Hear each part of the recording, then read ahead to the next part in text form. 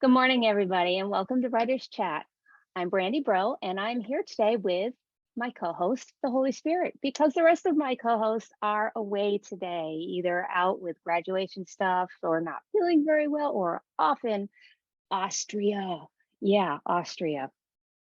So we are doing a fun session today called Come Write With Us. And the topic that I chose this time was stretching our writing selves because we all need to stretch a little bit with our writing. So I asked everybody here to stay on. So anybody that just came on does not have to stay off camera. Everybody can be on camera and participate today. So I'd like to know, do any of you feel stiff in your writing sometimes? Yes, no, or maybe not sure what stiff means. When I say stiff, I mean like it can come across as like writer's block, maybe a reluctance to write. Maybe you don't like what you're writing. The words might be a little bit difficult to come on the page, that kind of thing. That's kind of how I identify stiff. It's just not easy, not flowing. And a lot of people say, well, as a writer, words don't always flow. And that's true. But I think that there is a way to help us to battle some of that stiffness. So why should we stretch our writing selves? Well, it's easy to get into a rut and then our writing can become stale. For example, when I wrote book reviews, I got into a pattern where I had a certain pattern. I'd start here, I do this, and then I'd give my opinion, and then I'd say if I thought somebody else should read it. And after a while, I got really good at writing book reviews, but it was boring and rote because the pattern just repeated itself over and over and over again. Great, I could write them, yay, but my writing got stale. So we can also get bored or discouraged with our writing. Anybody get bored sometimes with what they're writing? Even if you love your project, you're like, oh, okay, this again. I do. There's always something more to learn with our writing. There's always more that we can do to grow our skill. We've never arrived in the writing world. Even the people that have been writing for a long, long time can find something new or some other way to get better at what they write. Either technique, how well they're able to put things together in oh goodness, I'm grasping for the word, where you don't spend a whole lot of time, you spend a smaller amount of time. Oh gosh, I can't. It's terrible, the writer to be lost for words. Yeah, it happens. Anyway, we can all stretch our writing. We can all practice our skills, all get better because none of us have got it all together. And anybody that thinks they do might want to check their pride issue going on because, not everybody's got it all. Number 4, that was number 3, the last one. The industry is in a constant flux. And so if the industry is in a constant flux and changing, we would be good to maybe investigate and maybe keep ourselves and our abilities flexible in what we can do and learning and growing in response to the industry. For examples, we used to have a lot of print books, now we have a lot of ebooks. Traditional publishing, there's now a lot of self-publishing.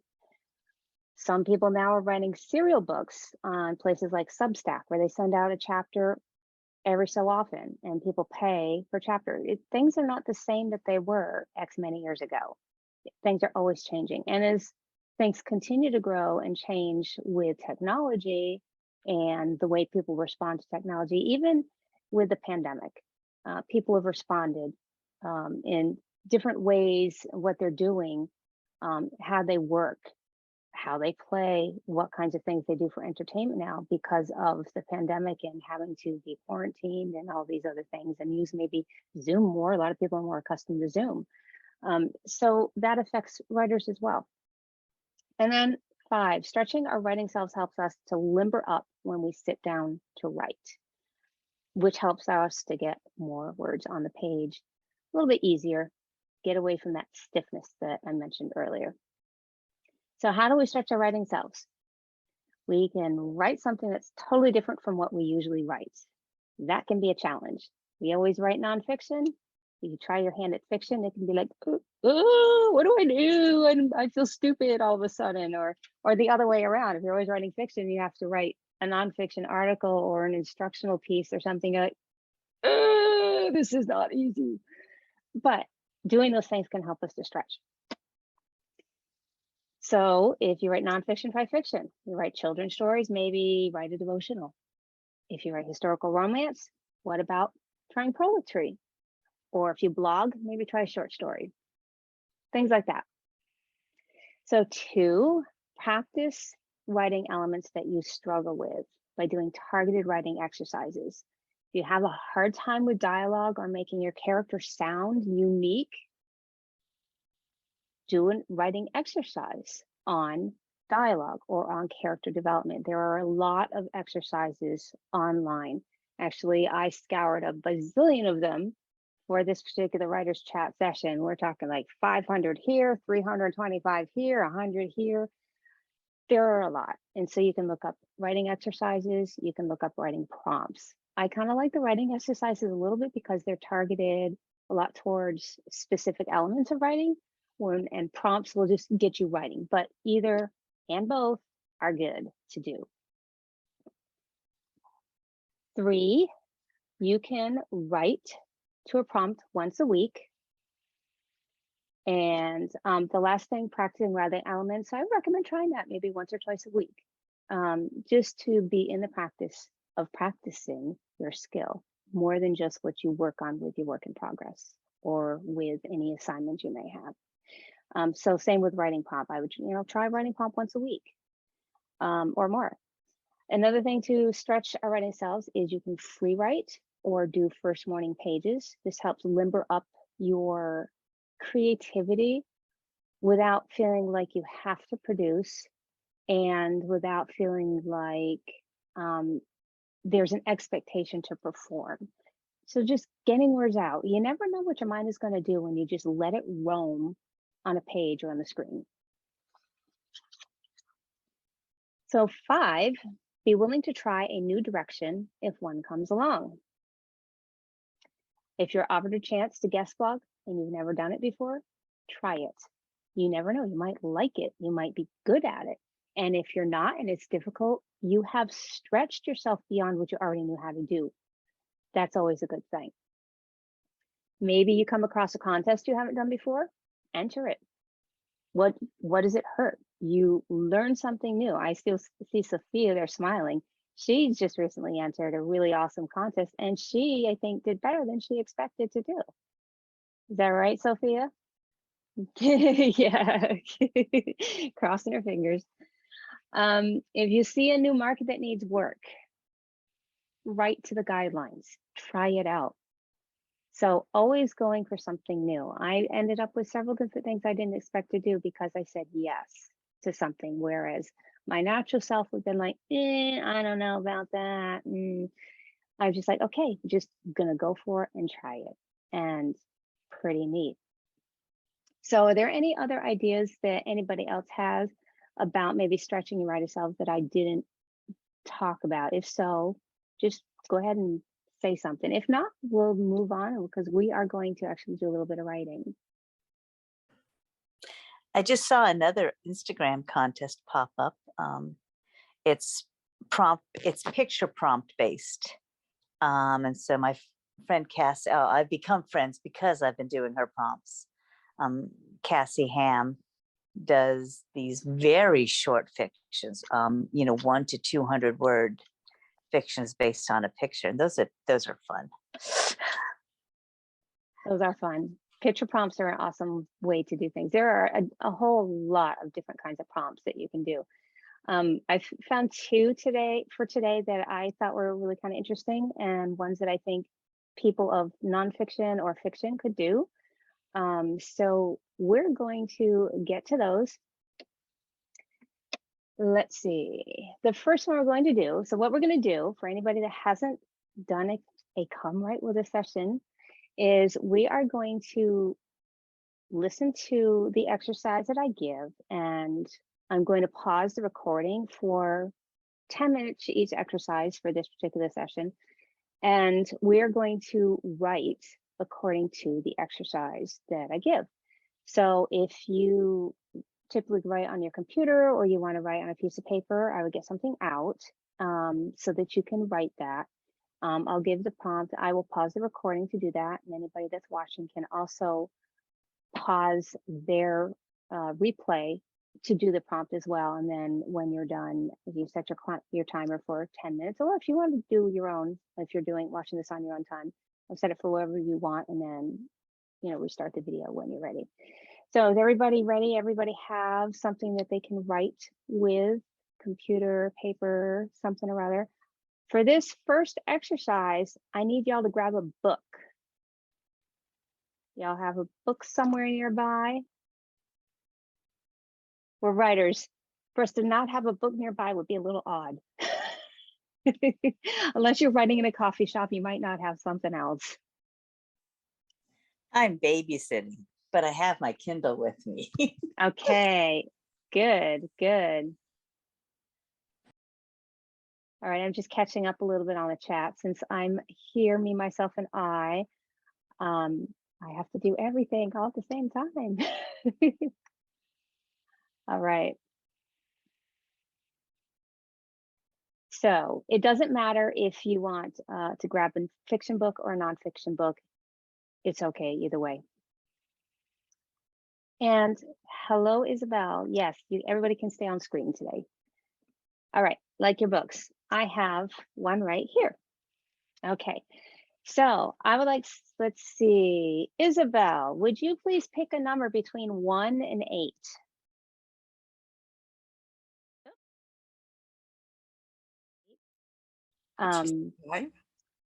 What did you say? It's in chat. Oh, 5, you did 5. Okay, yeah, see, it's my system. Hopefully that doesn't happen again because I'm recording and that would be really terrible. Okay, so what I'd like everybody to do is randomly open up to any page. And it's funny because when I thought of this, 5 was the number I would have chosen to. And I want you to look down and I find the very, this is going to be our first complete sentence, but count down 5 sentences. So the 5th complete sentence. Okay. That sentence is going to be your prompt sentence. You're making us do math and It's visual prompts. now it's just counting. No, that's math. It's not computation. Yeah. So for instance, my 5th sentence on here is, so she's comma. Okay. The emotional power the reader feels depends on how clearly you know what your words are doing. So that is what I will have to write on. So everybody have their 5th sentence on their page. But see, here's the thing. You can go anywhere with this prompt. You don't have to write fiction. You don't have to write nonfiction. You don't even have to write anything coherent at first. You just go where your mind goes with this prompt. Okay, so I'm going to pause the recording and I'll set my timer for 10 minutes. And then when we come back, we'll share a little bit. Okay. All right, pausing.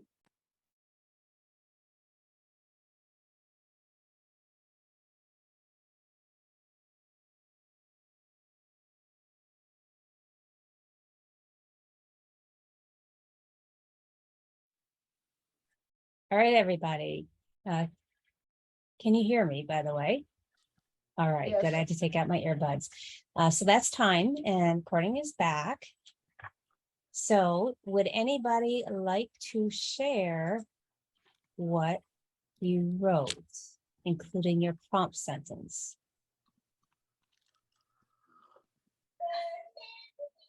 Catherine. Okay, so I had all the books around me are nonfiction. And so my book is the money book for freelancers, part-timers, and self-employed. Nice. And my sentence was, in other words, money will no longer signify material possessions, but the persistent march toward realistic goals. And I was trying to figure out how to use that, because a lot of prompts, you have to use the words in your story, and I couldn't figure out how to use it. And then you said, just do anything. I was like, okay, fine. So I thought about, money makes the world go around. But to me, this talks about the pursuit of money is what exhausts us. That's what makes us dizzy. And I began to flesh out an article for writers about how we have to have a plan. I mean, we have to have money. We have to have money. If we're going to do this for a living, we have to, they don't take poetry at the electric board. I've tried, it doesn't work. So money makes the world go around, but the pursuit of money will leave you spinning in circles until you're dizzy. As writers, we need money to pay the bills, buy the groceries, expand our writing abilities. In other words, we need money to live in this world, but the focus on money leaves our words empty or hollow, or worse, it dries up the flow of words completely. And then I went on to map out an article that would include 7 things we need to do to make our writing a business, because otherwise it's a hobby, and your hobby eats your money. It doesn't feed you. Mm. Yes. Yes. And I have a market that you should send that to when you get it written. Okay. Nice. Anybody else want to share? I like what you did with that. I can. Yeah, Dennis. Okay. The prompt sentence is from the Christ Key by Chad Bird. And when I read it, I was going, ooh. But the sentence is, still makes crops to grow and waters to flow. So I started writing, planting seeds can have an appropriate time to begin. One would not want to plant tomatoes in 10 inches of snow, nor would placing one seed in the noon sun-soaked desert yield 12 baskets of strawberries. It can take knowledge of the terrain, weather patterns, and seasonal changes to make the best choices that will produce the best produce. This can be true to planting the word of God in the hearts of others, seeking the guidance of the Holy Spirit to give insight to what is said, and when to say it is providential.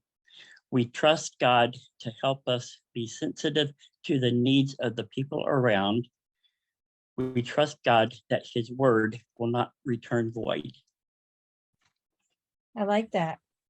Very nice. Did you surprise yourself in writing that?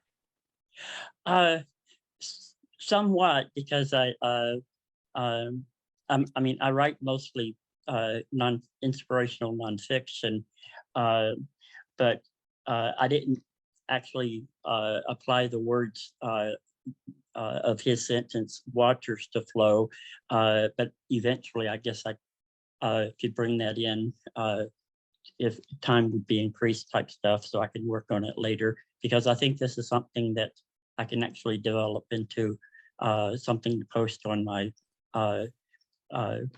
writers group on Facebook. So, but it kind of did surprise me that it came about as smoothly as it did, because most of the time it takes me like an hour to write one paragraph a lot of times. Nice, nice, very surprised. Catherine, did you write anything? Catherine Swartz. Some. Would I you went like? off on something of a self-examination, I can see the start of a decent personal experience article in this. Already posted mine. This is from a fairly new book called Working Remotely, which somewhat unusual among freelance work and remote work books, is written by someone who is very clear on the pros and cons of both. I am a newly full-time employed person who has doing about 80% of the work out of the office, and I am I am using part of that work time to study how other people do it because it's a totally brand new experience to me. Okay, so this one, some of those sentences are pretty long. Well, I could have taken a clause as well as a fifth complete sentence easily. Does it bother you when some people impose? He's talking about virtual presentations. I won't bother the whole sentence with you with the whole sentence, but he is all about how people telling you exactly what to do. And I have a bit of a problem there. I love parameters, but I hate it when someone tells me exactly what to do. Even introduce yourself by your name and something you like. So I freeze up and I talk freely until someone says you tell the specific thing about yourself, and then my rebellious chip goes up. I don't want to. Why should I have to talk about this specific thing on your orders? And here's one sentence because I saw that leading into nothing is ever just right for me. Whatever happens, I see the negative in it and wish things were the opposite. For someone who always has something to say in open talk context, I amazingly don't feel like it in the face of either verbal or written prompts.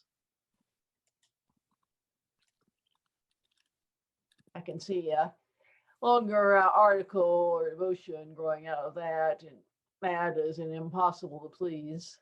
Please, never satisfied in the God-shaped vacuum.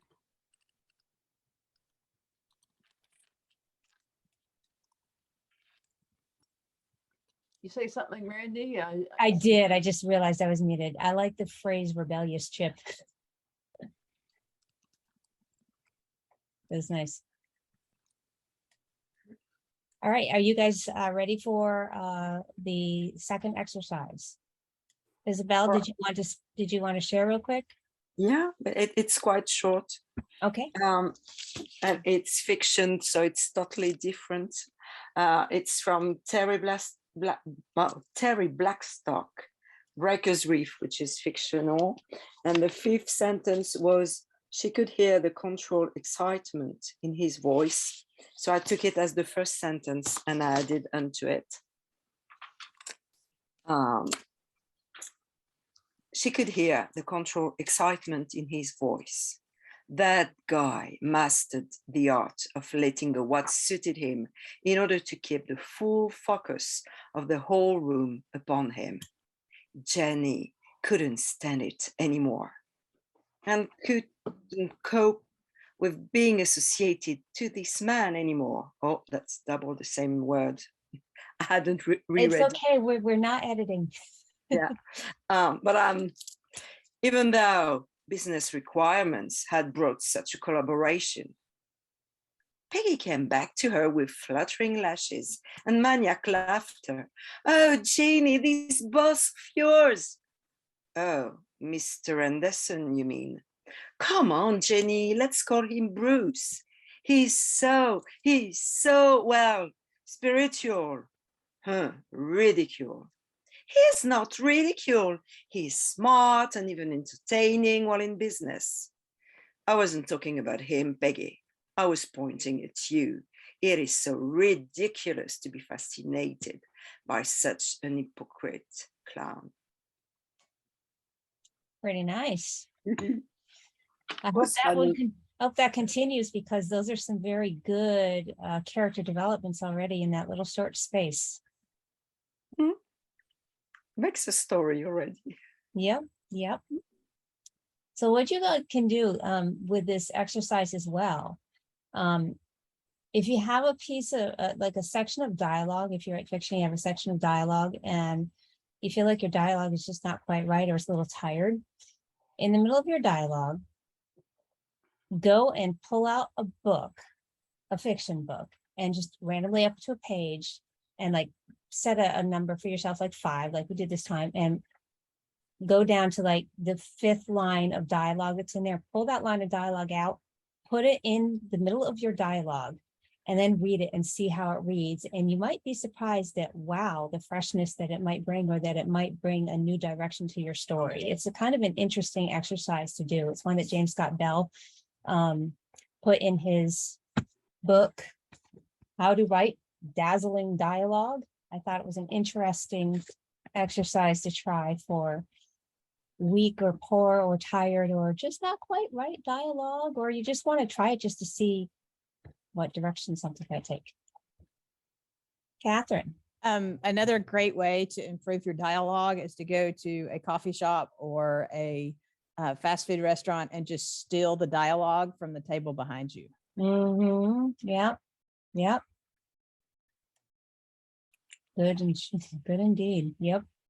It's funny because he mentioned that in his book. He was working and some lady was talking on her phone kind of annoyingly loud and just didn't get up and leave. And so he ended up typing out her dialogue, the one-sided conversation.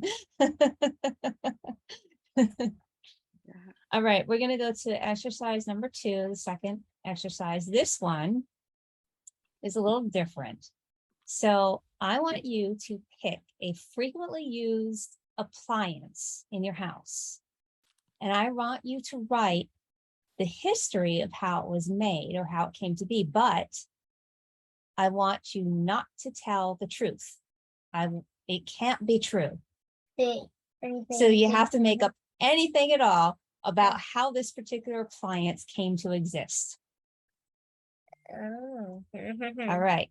So I would like you to go now. We're gonna go probably 8 minutes, given the time. And I'm gonna pause recording. So please start now, and I will unpause when 8 minutes is up.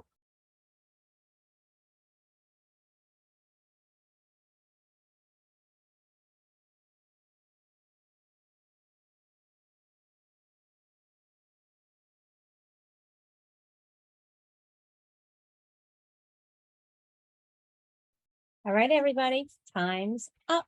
I'm really curious to see what appliance you wrote about and what wrong history you wrote. Hello, Linda. We're sharing some of the writing exercises that we've done. Would anybody like to share?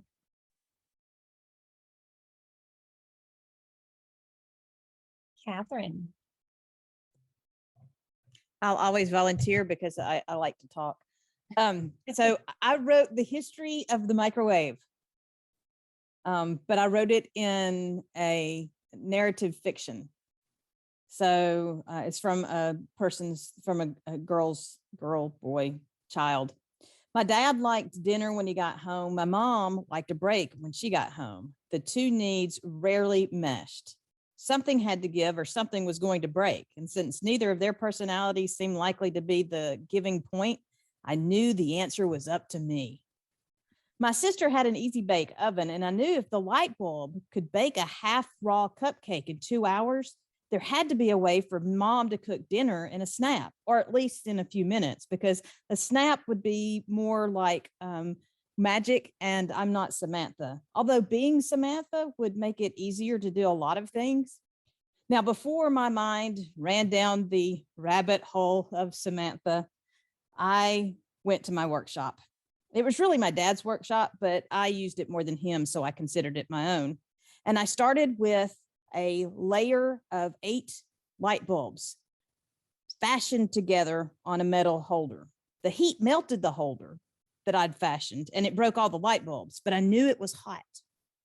No answer the first night because I spent half of it sweeping up broken light bulbs. I like that. All right.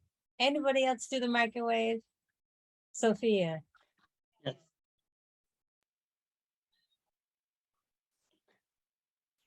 I can go, I guess. I think Sophia was going to share. Oh, okay. So she hasn't shared yet, so I'd like her to get a chance to share. Right. Oops, can't hear you, Sophia. You are not muted, and perhaps your volume is down or you have a different audio source. Not yet.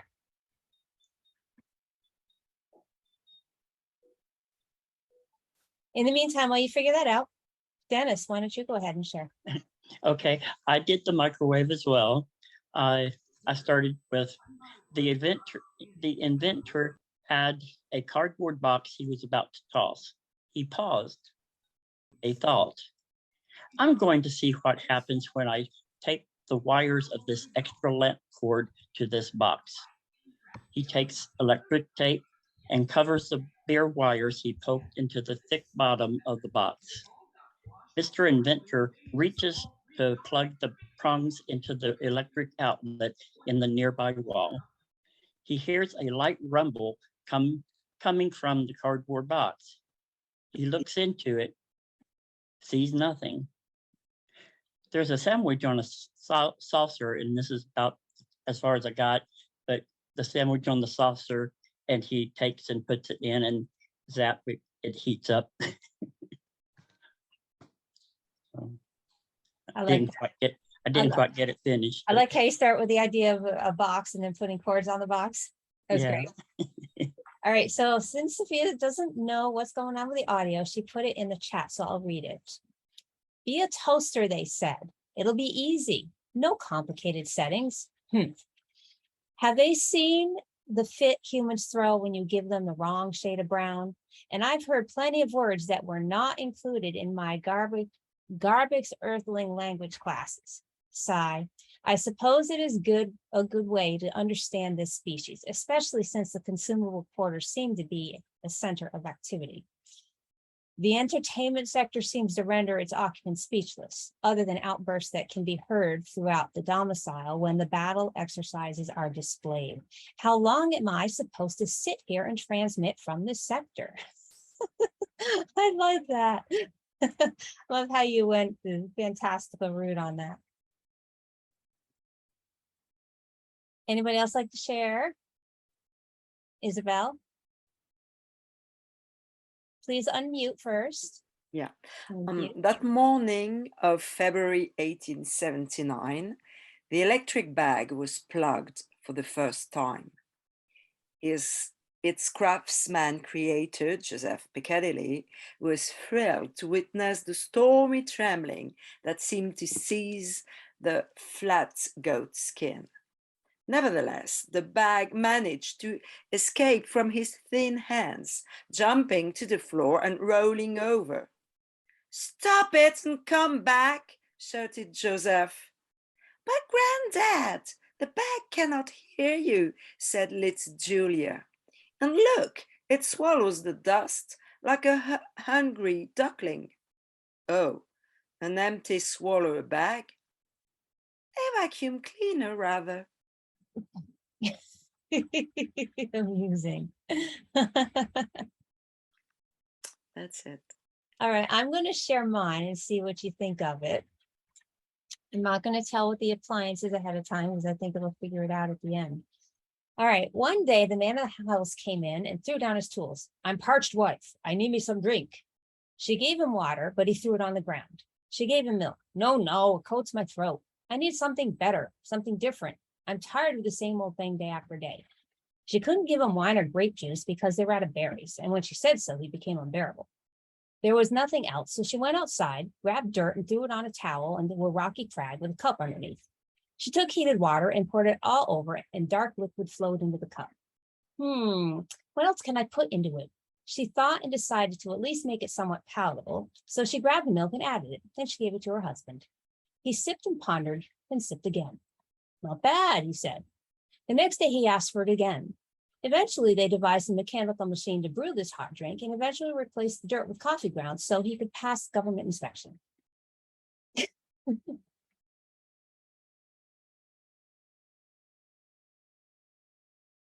All right, so we are at the top of the hour, and I just have one question for y'all. After doing some of these exercises, do you feel a little bit more limber for writing? I see some head nods. Yeah. Some of these things kind of were a little bit different, made you think in maybe a different way than you're accustomed to. And I think it brought out some good results. So maybe you have some new pieces to work on. I know a couple of you do, and that is awesome. So I'm going to share with you what we're doing next week, and then we'll close the recording. And then if you want to stay and chat a little bit more for your after party, that is fine. So next week we have Heather Day Gilbert coming, and she will be talking about writing cozy mysteries. So if any of you are interested in that topic, come and join us. So in the meantime, thank you for all of you who are able to come today and participate with our writing session. Anybody who is watching the replay, we encourage you to do these exercises, do them frequently because they're fun. They spur your creativity in a way that you probably wouldn't do if you didn't do any of these exercises. And you might find that you have something new that you can write. So thank you for joining us, and we hope to see you next week.